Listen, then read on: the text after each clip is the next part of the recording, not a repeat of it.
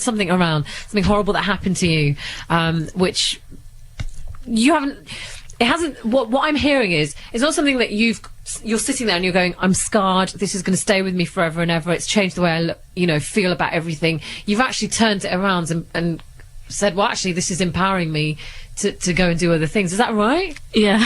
Definitely. Brilliant. Thank you very much. We've also got Kiran's track. Kiran, yours is, it's not as emotional, but it is an emotive issue. It's about racism on a whole. I mean, it's strongly based around Martin Luther King's speech, I Have a Dream.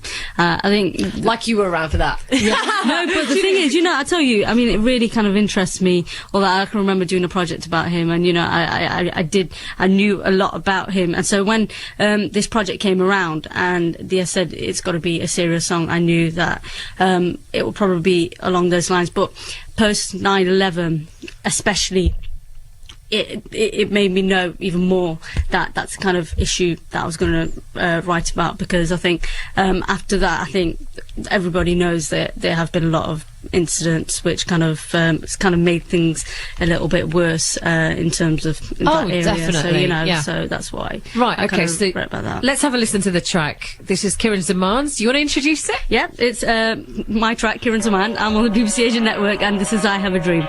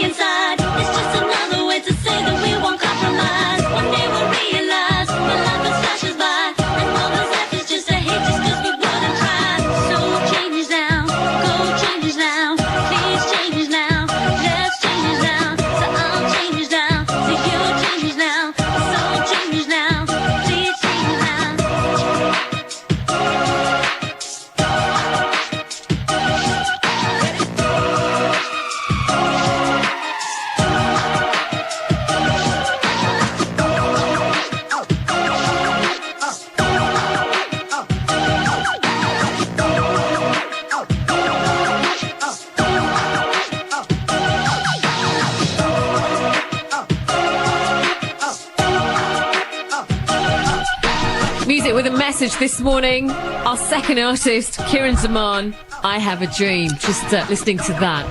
I'm, again, just blown away at the standards of stuff that we're listening to this morning. How old are you? I'm 25. 25? Yeah. But, like, you know, part of Dia's Sisterhood project. Yep. You haven't got, like, this massive record label, loads of money being pumped in or anything. Totally musically produced, lyrically put down, all by you. Yep. That one is brilliant. Fantastic. Are you proud of it? I am. I mean, anything I do, I really do kind of put my heart and soul into it. So, you know, I mean, I am proud of each and every song I do because I do put a lot into it. So yeah, it's just fantastic. And listen, again, a very, very powerful track as well. And you based it on racism. Yes.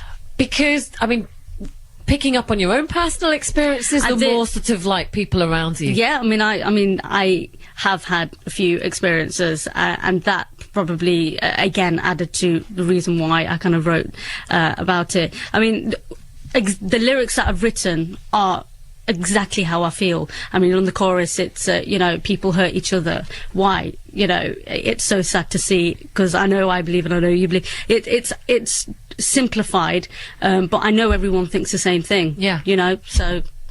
It's just exactly what I feel about the... I mean, we talk about it and it comes up a fair bit, and I know you guys can all chip in on this as well. You've probably all picked up on the racial tensions and things happening in different parts of the country. Some people experience it, others don't. I mean, over the last few years. I mean, do you think it'll ever get better? Can you see it getting worse? I don't know. How do you feel? It's hard to say, because, you know, it just seems as though... there's certain things keep happening for things to get worse rather than better. I think it'll take a long time to get better, if it ever does get better. Well, people are aware of it because everyone knows about racism, but it's just like they think about it, say, oh, it's wrong, but they go out and do it anyways. So I don't see it getting better. No. I think it's important to look at the bigger picture, really, because, you know, when you look at the reasons behind racism, really is willful ignorance rather than differences between culture or religion, because, you know, historically speaking, people have successfully coexisted with different languages, cultures, religions, what have you. So, you know, at the end of the day, I think looking at the bigger picture is more about politics rather than anything else. And there's a lot of hidden agendas that, you know, people are really not looking at, and politically, you know, it's like it's adding fuel to the fire. Do you? I mean, what happens when you watch the news or you pick up newspapers or you like just hear stuff from what's going on? Like, you're Muslim, you're female, and you hear the word Muslim coming up in the headlines. And I mean, has it made you feel isolated? Saddening more than anything. I mean, it's out of our control. I mean, as it is, but it's just saddening to see that. That's all it makes me feel is sad, because you can't just blame one person for it. Or, for example, I mean, whatever's happened, you know, Muslims are getting the blame for whatever. I mean, that's a minority. You know, some people do blame us as a whole, but then for us on the flip side, we shouldn't then blame, you know, absolutely everyone on the other side just simply because a minority are kind of lashing back at us as well. Right. You know? Yeah. And has it made you think about your religion in a different way at all?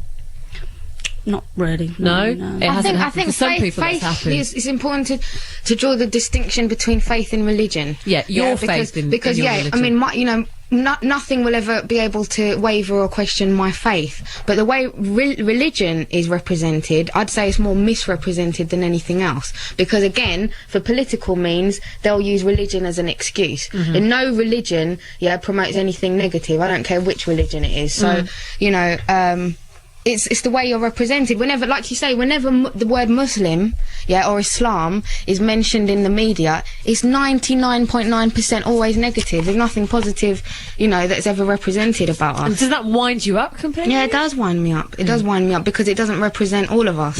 You know, most of